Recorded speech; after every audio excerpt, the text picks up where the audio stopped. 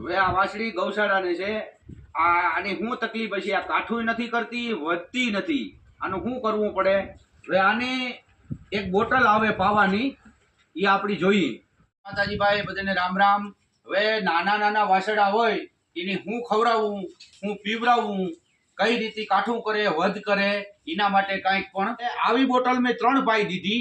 આનું રિઝલ્ટ બહુ સારું આવ્યું. મેં જોયું વાછરડાને પાયું.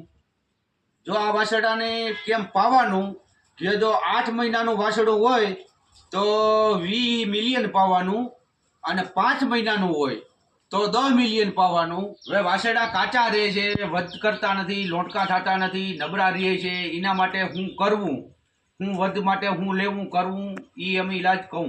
એની મામાં દૂધ નથી અને દૂધ વાછરડાને નથી જડતું, એને આ પ્રોટીન પાવો એટલે દૂધનું એમાં આવી જશે વાછરડાને. આ જોયેલ છે અમે.